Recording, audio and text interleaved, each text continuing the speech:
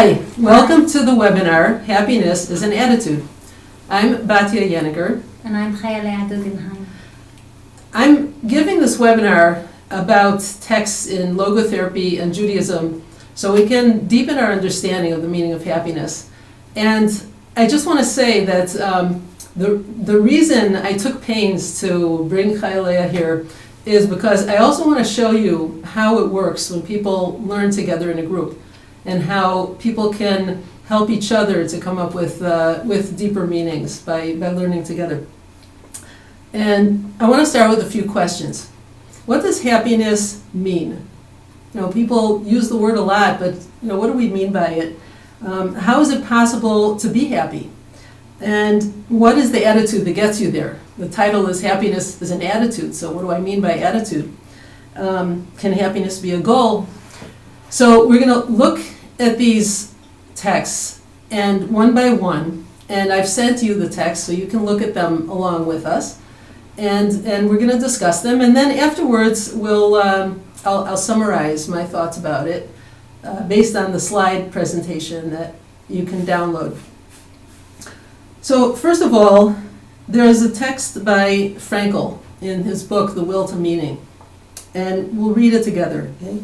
So, it is my contention that man really could not move a limb unless deep down to the foundations of existence and out of the depths of being he is imbued by a basic trust in the ultimate meaning. Without it, he would have to stop breathing. So you have any thoughts about this trust in the ultimate meaning? Like, what does it mean? Somewhere else, Frankl also says, we have to have a basic trust in being. Trust in our being in the world. What does that mean to you? I think basically to understand that there's a logic, that things fit into a puzzle, that whatever you're going through, there's a meaning, that you're being taken somewhere, and that it even helps to try and head to the place that you're being taken. But it's heading somewhere and being taken somewhere, and everything that happens to you is towards that goal. So I guess the problem that we have very often with trust is when you felt like you were going somewhere else, and what comes along and happens in life makes you feel like you're being diverted to a different place. Right. Like I remember one time, for example, at the logotherapy conference that I went to in Dallas a few years ago, I bought special shoes for the occasion, and I had everything so well planned. I had packed my nicest clothes, and when I got there, it turned out that my luggage came late, and I had to wear worn out travel clothes and shabby shoes, and so. What is that trust? Like, where was that taking me? Right. What does that mean? Does everything always have to mean something? Right. Does it always have to mean that it's taking us somewhere, and not just that it's taking us off? Right. Taking us off course. Or is just being able to let go and say, okay, well, I thought I was going there, but it seems like I'm going there. Now let's make the best of it because it's for the best. Yeah. Okay. So, but when Frankl talks about trust in something higher, so there's something, some ultimate meaning, and there's some, not just a meaning to all of existence, but there's a meaning to my being in the world. There's a purpose to my existence. And I want to compare this to a certain Jewish text, which we'll look at in a minute, and see, does this add anything to that idea of what we've been discussing, or does it shed some new light? So the next text is from the Mishnah in Avot. It predates the Talmud, and it's short pieces of wisdom, this particular section, where someone by the name of Ben Zoma says, who is wealthy? One who is happy with one's portion. So what is your portion? What does that mean? That person is wealthy. I think wealthy here in the sense of happiness, first of all, and that's why I chose this, but what does it mean to be happy with one's portion? Like, what is your portion, and why should you be happy with it? Have any thoughts about that? I just think that one has to reframe the definition of the word happy. Mm-hmm. That it doesn't mean happy face, Right. you know, Yeah, all's cool, yeah, and like pushing away any emotion. Oh, it's not right to be sad or angry, mm-hmm. and just saying I'm happy and putting on music and dancing and pushing away the emotions of anger, frustration. I think happiness is a sense of, for me anyway, Mm-hmm. closeness to God. But if you don't believe in God, which I'm very sad about, but for people who don't, I think it's a sense of that things do actually make sense and a certain peace with yourself. So to be at peace with the portion means to actually take your emotions and be open with them to God, Mm-hmm. and speak them out, but accept at the same time and know that somebody's listening to you, Mm-hmm. that this emotion is meant to be felt, and that you know it's for the better good, but to still accept that emotion and be with yourself, embrace yourself and accept yourself. Mm. So can you think of an example like that where you felt like you were able to embrace yourself with that sad emotion and feel like, you know, you could bring it to God? And I'm going to bring something very everyday. Mhm. I was very frustrated one morning because my daughter would not go to the school trip, on the Mm. school trip. And she was going to spend the day at home according to her. Mhm. And I got very, very frustrated.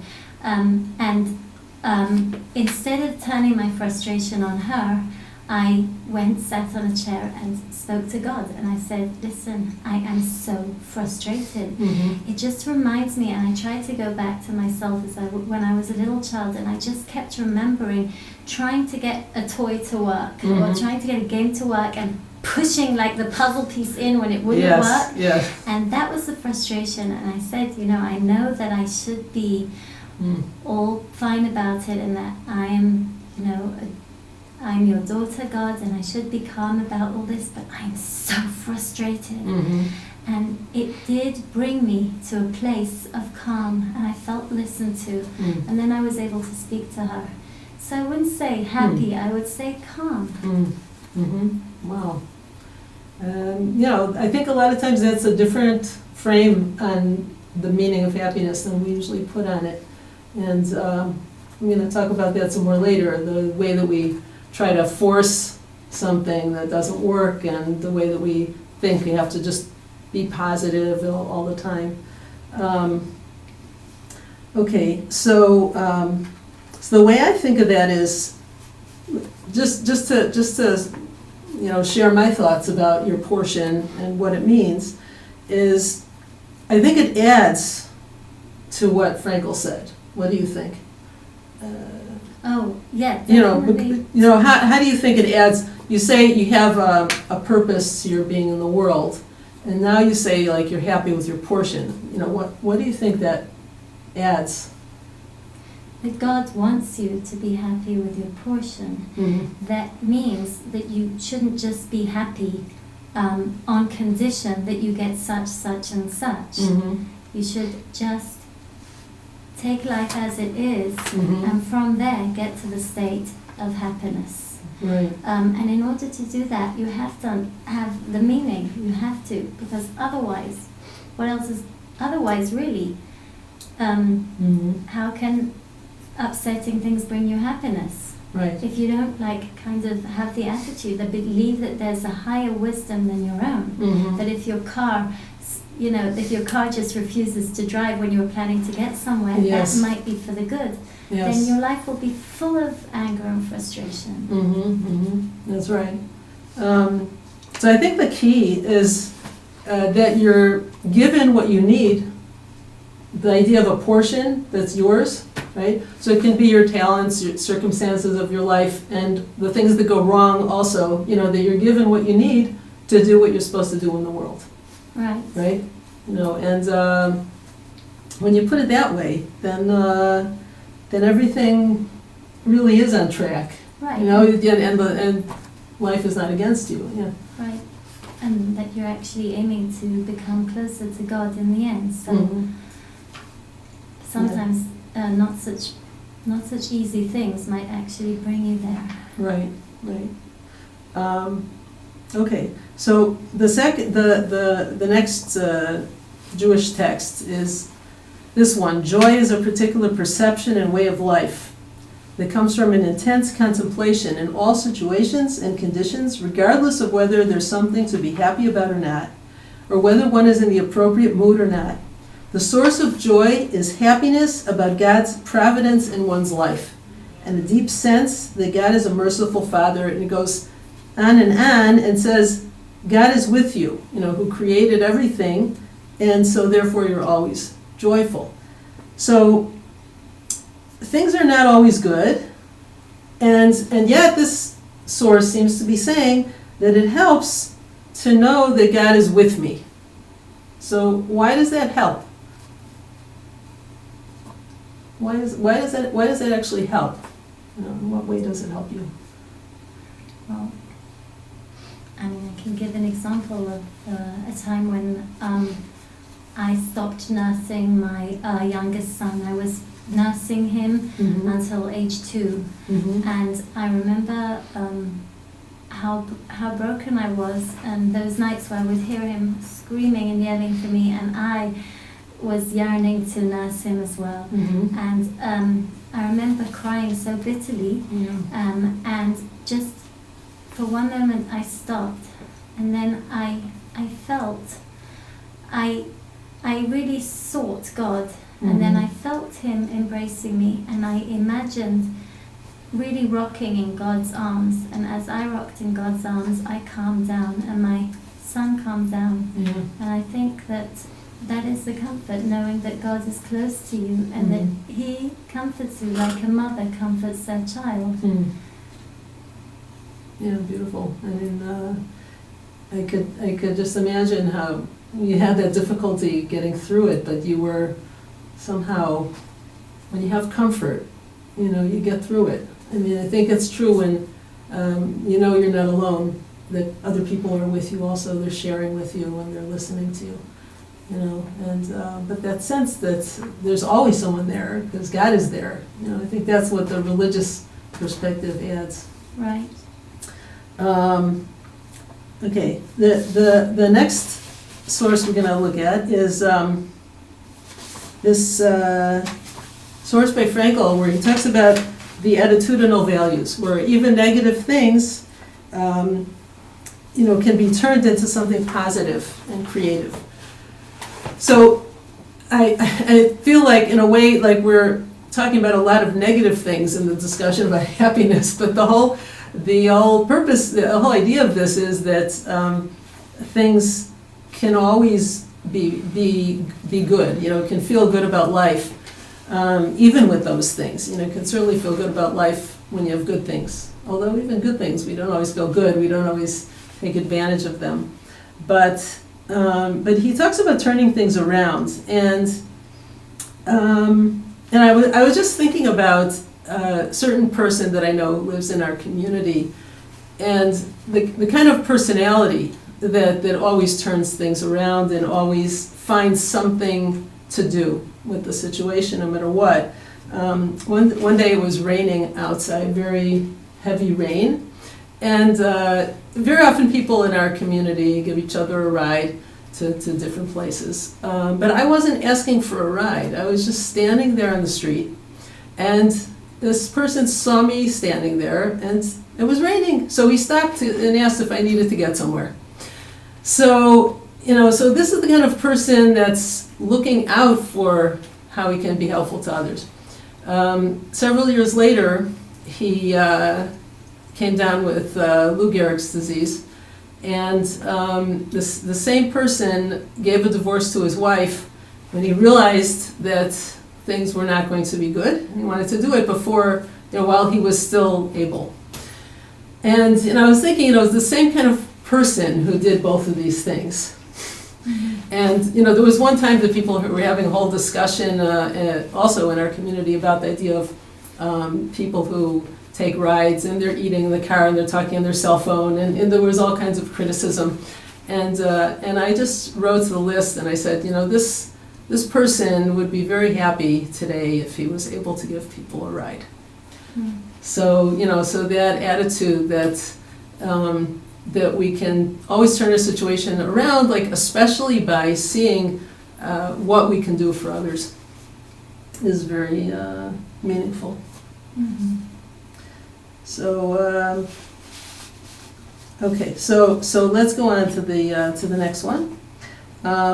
Happiness cannot be pursued. It must ensue. One must have a reason to be happy.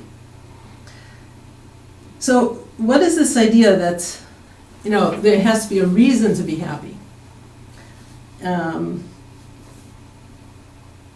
You know, what does this mean to you? That's just the attitude thing that Frankl is always speaking about. Yeah. To have that tune for your song, or to have the words for your tune, you know. Yeah. To have an attitude that fires you forward, that Mhm. pushes you forward. But why can't you just make happiness the goal? You know, you say like, I'm depressed, my goal is to be happy. You know, why can't that be the goal?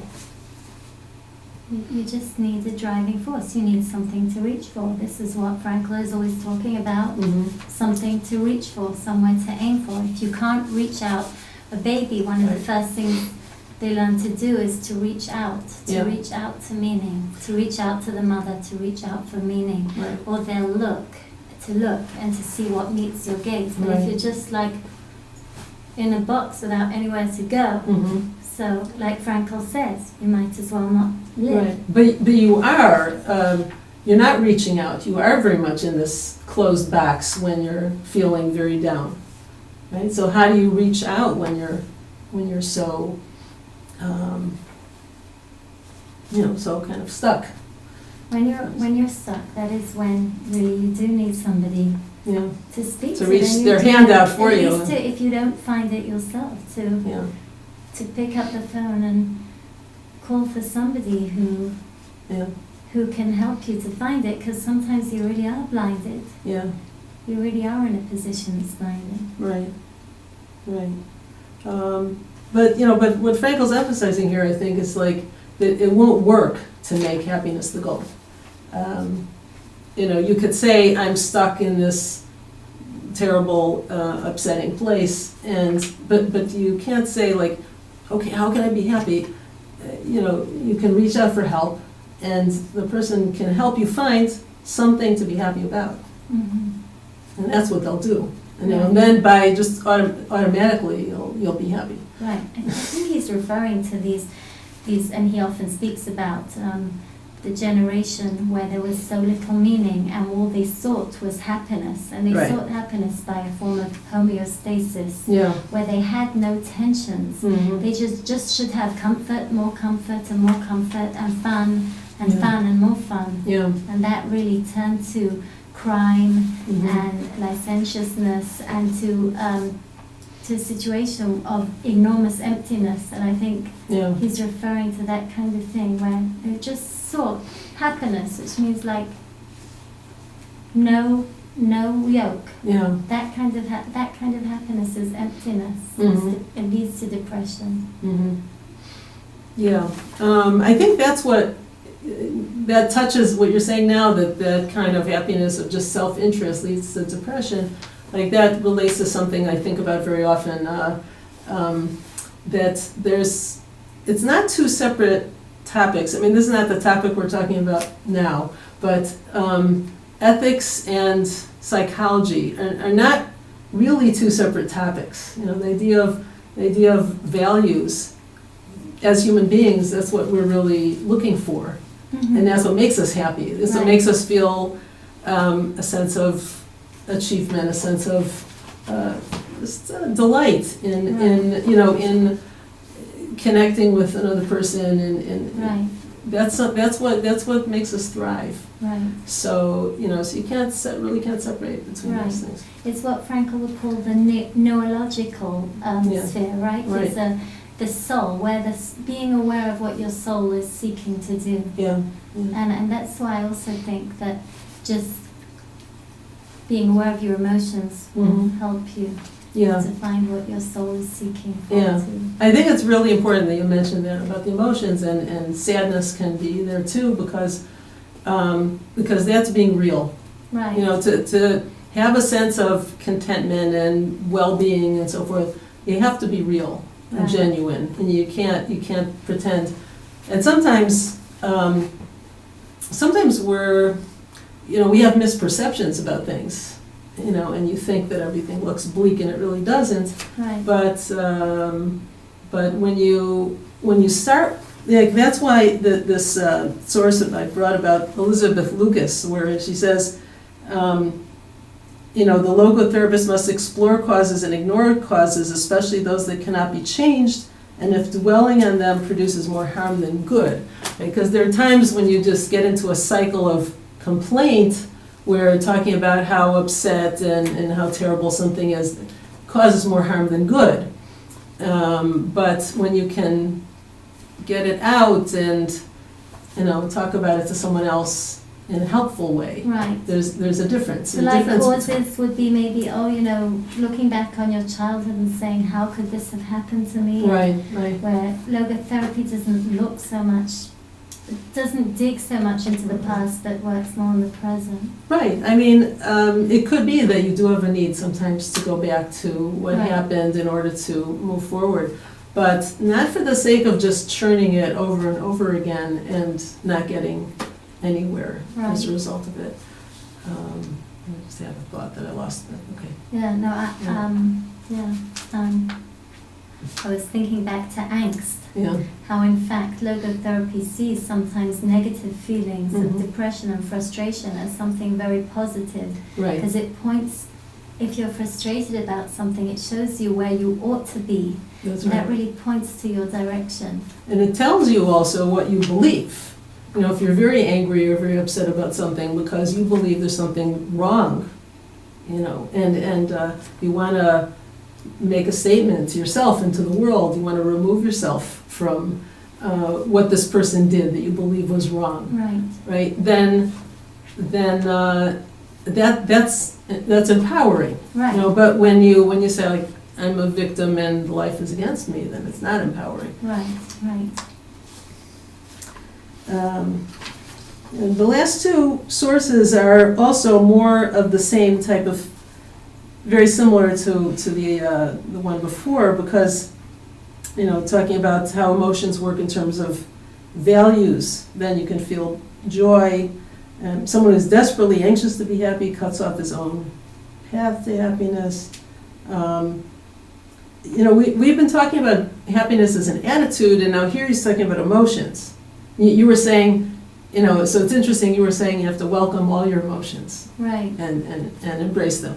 So, but if happiness is not an emotion, we saw in that earlier source, joy is a particular perception, right? Mm-hmm. So it's not an emotion, and here Frankel's saying when the emotions work in terms of values, then you can feel joy. So he is talking about emotions. So would you say they're saying something different, or? It really is a bit complicated. Is joy and happiness like joy? Is joy like the perception and happiness the feeling? Can you repeat that? Only when the emotions work in terms of values can the individual feel pure joy. This is the explanation of why joy can never be an end in itself. Like, is he saying that your values have to be right, in order to feel pure joy? Mm-hmm. You actually have to have values. So therefore, pursuing happiness without values, that won't be real happiness. But sometimes you do feel a surge of joy, a surge of happiness. Yeah, yeah. That's true. But I mean, I guess that it is based on the values that you have. Like you might feel a surge of happiness Yeah. because you did a great exercise session or because you're seeing your kids getting on. It is based always on certain values that you have. Yeah, yeah. I think even though, I'm not saying something really so clear here because I still have to work it out myself, but I think you can talk about psychological emotions and spiritual emotions. And I'm not quite sure what I myself mean by that, but I think, like you say, you feel this surge of joy, you feel this really strong bond of connection, and this joy comes out. You know, that could also be psychological, but I think there's something spiritual in it, Mm-hmm. right? And then there's a certain spiritual emotion which has nothing to do with the psyche, you know, so it's something I leave for you to think about. I'd like to hear what other people have to think about that. So we finished this section of the webinar, and we're going to continue with the slides, which I hope you've downloaded. If not, you have an opportunity to do it now. And you're welcome to stay if you like, but if you need to get home, which I know you do, that's okay. And I so appreciate your joining me here and discussing these ideas together. Thank you. Well, So I'm we'll going continue. to be going because Yeah, so- I'm going to do some logotherapy now with a speech patient of mine who Great. has difficulty with speaking clearly, and I'm a speech therapist. And logotherapy is helping him a lot, so Okay, good. Thanks, Batya. Okay, Great. thank you. Okay, bye. All right, so we're going to continue.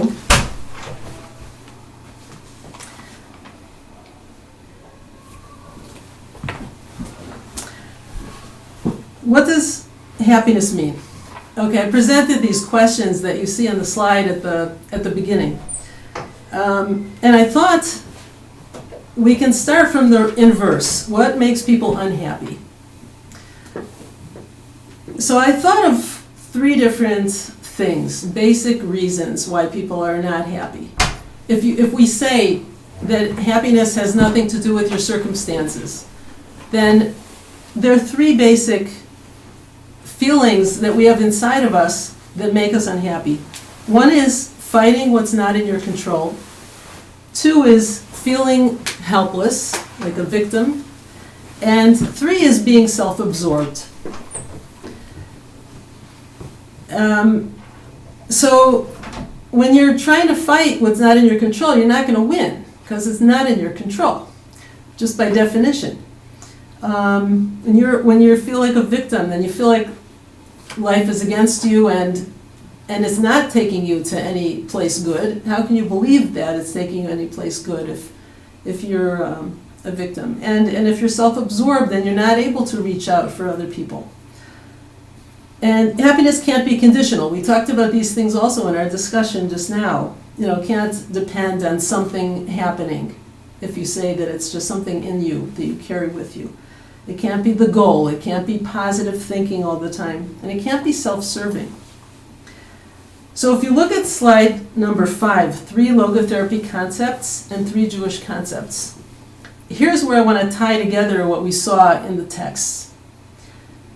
Because in logotherapy we have this concept of trust in being. They have this basic trust that your life has a purpose to it. And in the Jewish sources, we see this concept of divine providence. It came up in the Netivot Shalom source that we saw, that there's a belief that God is with you, guiding you, that not just that your life has a purpose, but that there's a conversation going on between you and God. And even if you don't bring God into the picture, you can use that source to add an understanding of how there's a kind of dance that you have with life, where you do something and there's a response, and then you do something again, back and forth. So there's you're embraced in a kind of you're enveloped and embraced in a kind of situation where your life is being brought forward. You get feedback from the world, and then you know what to do next. And you go back and forth like that.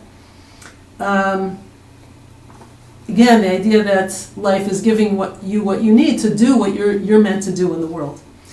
The second concept is in logotherapy we have the idea of self-determining. You know, when Frankl says you can turn things around, it means you can determine who you want to be from one minute to the next. And in Judaism, we have the idea of turning yourself towards your authentic self. There's something called teshuvah, which means turning around. But what are you returning to? You're returning to God, not in the sense of, okay, now I'm going to be obedient and I'm going to do everything that God wants me to do. I mean, certainly as a religious person, you want to do what God expects from you. But the idea is that you're really returning to yourself, to that true, authentic self, which means that if you feel like there's something you're meant to be in the world, certain talents that you have that you've been given, then you have something to do. So it goes together with the idea of trust, right? Because when you think about trust, it's like you're a child and you're being held and you're being taken care of, right? And when you think about being self-determining, you're a self-determining being, it's just the opposite. You're responsible, you're an adult. So when you put these two ideas together, it's the idea of being a child and an adult at the same time. And we find that very often in the whole concept of the inner child, where as an adult you can talk to your inner child and you have a conversation in that way. But really that's the way we live in the world. We couldn't live without both of these. And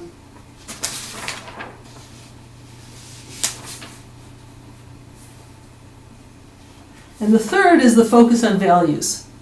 Frankl talks about finding meaning, and in the Jewish sources, I haven't brought sources for this, but it's just very pervasive, is the idea that the joy of a mitzvah, the joy of doing something good, doing a good deed, means that you get pure joy just out of the focus on something that is a channel for connection. It's a channel for connection to God and to connection to others and connection to yourself. Anytime you feel plugged into something that's connecting you in a real way, so you feel happy with that. And it's something that, at the end of your life, you can't take anything with you, any of your possessions with you. But what you make yourself into, the values that you embody, those are the things that are eternal. Those are the things that are a constant that you carry around with you all the time. And it's something that you take with you forever. Both trust and effort. So this idea of the first two that I mentioned, which is the trust and the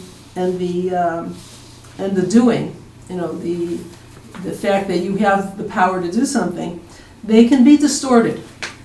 And especially you'll hear religious people talk about how, everything is good, and just smiling all the time. Like Chayalea mentioned, it's okay to not always be happy or to be angry or to be sad, but sometimes you'll find religious people having the attitude, you could just be happy all the time, not because God is with you, but because everything is really good.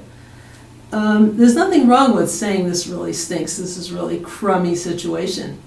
There's nothing wrong with that, because, and it's a distortion if you don't say it, right? Because it's not true. You don't really believe that. So people can be very insensitive sometimes and tell another person, what's your problem? Just change your attitude. Just think positive. And that's not the answer. There's also a distortion when it comes to the doing, the effort, right? Because people can say, I have the power, I can do whatever I want, right? And sometimes that leads to arrogance, because you say, I can do whatever I want. I can manipulate people, and I can exploit nature, and I can do all kinds of things, or I can suppress my emotions. No, that was belonged to the first one. I meant to say, okay. Now, the third one is about values, where you can go through the motions of life without really living. You can be an observer of your life and not a participant. So you're not going to feel very alive if that's the situation. And so it all boils down, I think, to being connected. Happiness means trusting in the givens and giving what's been entrusted in you. So the three parts to happiness, which is trust and the doing your role, fulfilling your role in the world, and having values to focus on, you can see how they get distorted if you leave one of those out. Whereas if you have all three of them, then you'll have them in the right way. And I hope that I was able to give you a little bit of a taste of what it's like to read through different kinds of comparative texts. I didn't have texts for the second and third part, Jewish texts for the second and third aspects. What I'm planning to do in the course that compares texts in Judaism and logotherapy is to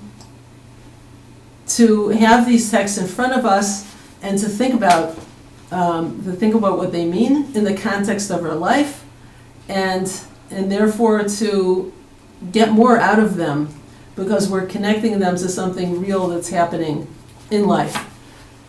And it's not a type of learning where I have this to say and you have this to say and we'll all try to understand the text together. We are trying to understand the text together, but what's more important than that is, in logotherapy, Frankl talks about the logos, being greater than beyond logic, that there's something that comes out of the discussion that's bigger than all of us.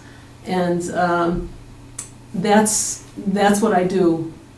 That's what I like to do in my workshops, and that's what this will be like. You can write to me if you have any more questions about it, and you can look at what I wrote up about the workshop on the blog and see if it interests you. So thank you very much. This is not going to be a webinar where you can call in to ask questions, but feel very free to write any thoughts and questions that you have on the page of the live webinar, and I'll be very happy to answer you. So till next time, bye.